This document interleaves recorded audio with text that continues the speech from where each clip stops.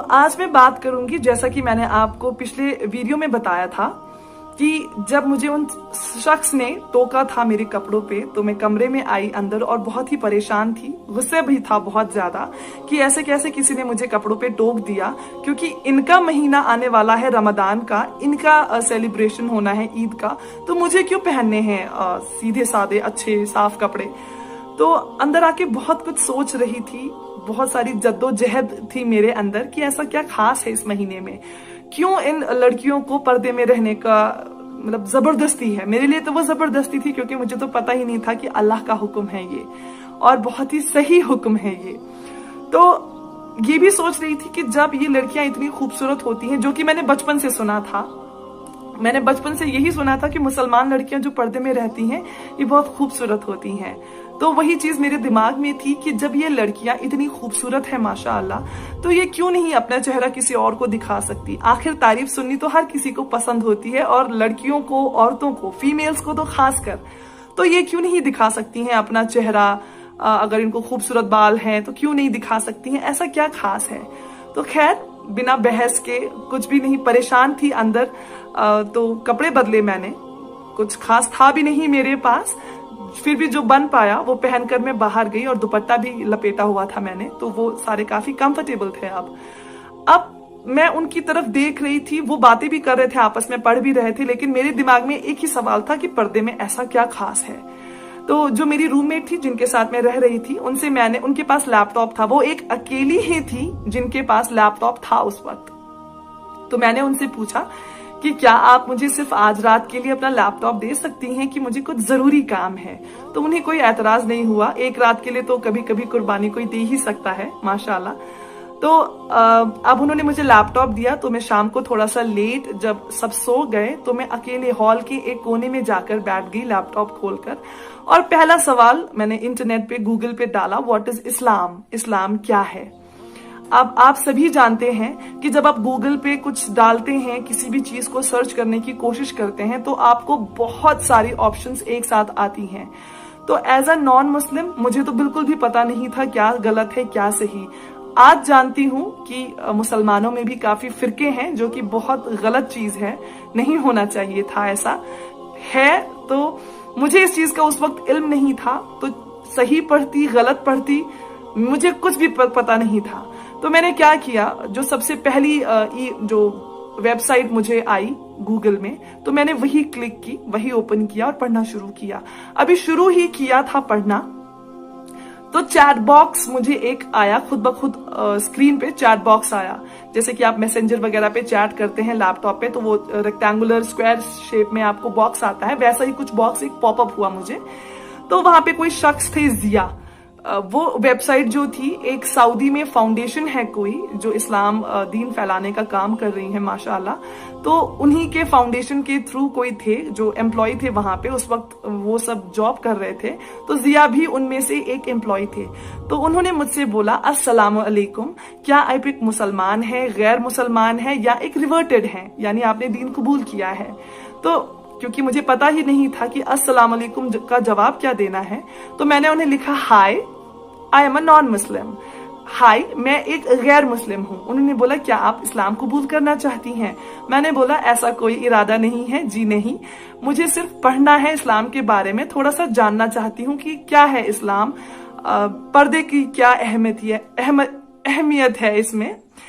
तो अब उन्होंने मुझे एक ईमेल सेंड की, मुझे मेरी जीमेल आईडी पे। यकीन मानिए आज तक वो ईमेल मैंने पूरी नहीं पढ़ी। वो इतनी वास्ट, इतनी लंबी और इतनी डिटेल्ड ईमेल है, उसमें एक एक टॉपिक के बारे में इतना डिटेल में लिखा है, आज तक मुझसे वो पूरी नहीं हुई।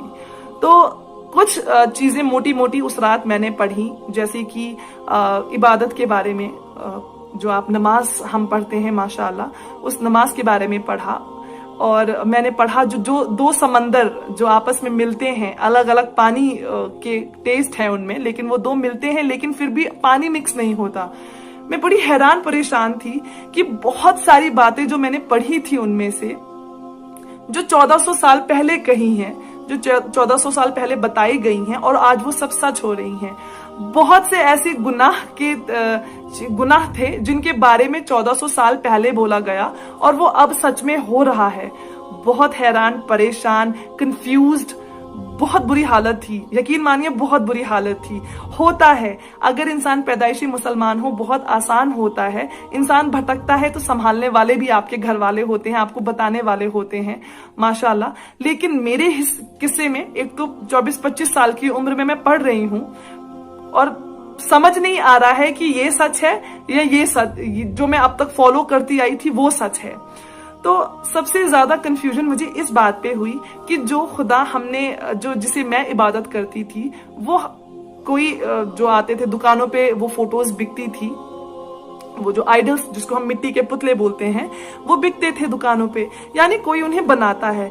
तो अगर खुदा इंसान को बनाता है, अगर हमारे रब ने हमें बनाया, तो हम कैसे अपने रब को बना रहे हैं? मुझे ये चीज समझ नहीं आ रही थी। बहुत ज्यादा अंदर से हलचल थी मेरे अंदर, बहुत दिमाग में, जहन में बहुत हलचल थी। मुझे समझ नहीं आ रहा था कि हर साल जनवरी में जो कैलेंडर छपते हैं, हर किसी में भगवान की पिक, जो फोटो है, इमेज है, वो अलग अलग होती है। मतलब ये क्या है? मुझे समझ नहीं आ रहा था कौन है वो इंसान जिसने भगवान को देखा है और फिर उनकी तस्वीरें बनाई हैं, और सारी तस्वीरें जो हैं वो मैच नहीं होती। किसी का नाक अलग है, होंठ अलग है, रंग अलग है, जो कपड़े हैं उनके, जो ज्वेलरी पहनी है वो अलग है। सिर्फ एक चीज कॉमन होती है। फॉर एग्जाम्पल, अगर एक पर्टिकुलर भगवान है जिन्हें पैसों का भगवान माना जाता है, तो उसमें पैसे बहुत सारे दिखाएं तो हमें ये समझ में आता था कि हाँ ये पैसों वाले भगवान हैं। एक है जो इल्म के, जो ज्ञान जिसे नॉलेज कहते हैं, उसके भगवान है, तो उनको वाइट सब कुछ दिखाया जाता था, तो समझ आता था कि जी हाँ ये नॉलेज के जो है वो भगवान है। अब मैं ये सोचकर परेशान थी कि अगर खुदा हमारा है, ऐसा ही है, तो कौन है वो पहला इंसान जिसने खुदा को देखा है? मेरे पास मेरे ही सवालों का, मेरी ही दीन के रिलेटेड कोई जवाब ही नहीं था, मेरे ही सवालों का। लेकिन जो मैं पढ़ रही थी, बहुत हद तक मैं आपको बोलूंगी, मुझे ढूंढने की मैंने कोशिश की कि मुझे कोई एक ऐसी चीज मिल जाए जिससे मैं इस्लाम को गलत साबित करूं, और मैं अपनी पढ़ाई उसी वक्त बंद करती, बंद लैपटॉप, बंद वो किताब, सब बंद करके आराम से बंद कर देती, इस्लाम को कभी मुड़ के देखती भी नहीं। लेकिन जो भी पढ़ते जा रही थी, सारे टॉपिक सब सच थे, सब हो रहा था, हो चुका था, या तो जिंदगी में चल रहा था या आसपास माहौल में वैसा दिख रहा था। तो बहुत हैरान, बहुत परेशान, बहुत कंफ्यूजन। वो वहां से मैंने जो इस्लाम की है पहली पढ़ाई शुरू की है। तो अगर देखा जाए तो जिस शख्स ने मुझे ताना मारा था, वो एक ताना था तो एज अ नॉन मुस्लिम मेरे लिए बहुत गलत था, गुस्से वाली बात थी मेरे लिए। लेकिन एज अ मुसलमान आज बोलूंगी कि वो एक ताना मेरे लिए रहमत बन के आया। अल्लाह ताला ने उस ताने के जरिए मेरे दिल पे जो पर्दा था, मेरी आंखों पे पर्दा था, मेरे कानों पे पर्दा था, सारे पर्दे हटे और जान पाई कि वाकई इबादत के लायक कौन है हमारा खुदा, कौन है जिसने हमें बनाया, कौन है जो इस कायनात को चला रहा है।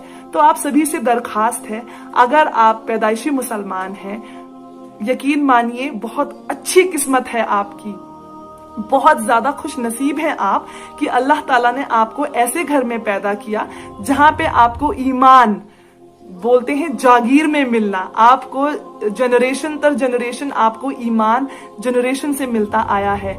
आपको आपके घर वालों ने बताया है कि आपका खुदा एक है, अल्लाह है, और उसके अलावा आपको किसी की इबादत नहीं करनी है, किसी के आगे सजदा नहीं करना है। बहुत खुश नसीब हैं आप।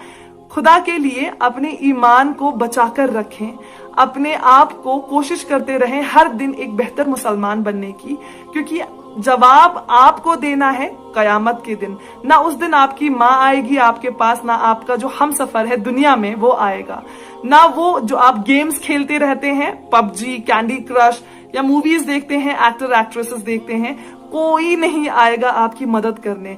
तो अगर ये दौलत आपको पैदाइशी नसीब हुई है, खुदा के लिए इसे संभाल कर रखें, ये बहुत ही बेशकीमती है। अगर ये आपसे खो गया या अगर ये इसमें कमी आ गई तो आपको बचाने वाला कोई नहीं है, सिर्फ खुदा है और उसकी जात है। अगर उन्हें रहम आया तो बच जाएंगे, लेकिन अगर हिसाब हो गया तो बहुत बुरा फंसेंगे। तो अपने ईमान को देखते रहें, बार बार देखते रहें कि आप कहाँ खड़े हैं और कितना दीन फॉलो कर रहे हैं, क्योंकि इस्लाम में ऐसी कोई भी चीज नहीं है जो गलत है। मैंने तो आज तक नहीं पाई, उम्मीद करती हूँ कि किसी को भी नहीं मिली होगी, क्योंकि है ही नहीं कुछ गलत, तो मिलेगा कहाँ से, माशाल्लाह। तो इस तरह मेरी पढ़ाई शुरू हुई। आपको अगले वीडियो में बताऊंगी कि मेरे अंदर कौन कौन सी चेंजेस, जब मैं अपनी पढ़ाई कर रही थी, पढ़ाई के दौरान कौन कौन सी बदलाव मेरे अंदर आने शुरू हो गए। तो इंतजार कीजिए मेरी अगली वीडियो का। सभी उम्मतियों के लिए दुआ करते रहें, क्योंकि आप दुआ करेंगे सभी के लिए तो इंशाअल्लाह ताला अल्लाह आपकी ख्वाहिशों का, हलाल ख्वाहिशों का ख्याल रखेंगे। वीडियो के नीचे सब्सक्राइब के बटन पर क्लिक करें, बेल के आइकॉन पर क्लिक कीजिए ताकि हर नई वीडियो की नोटिफिकेशन आपको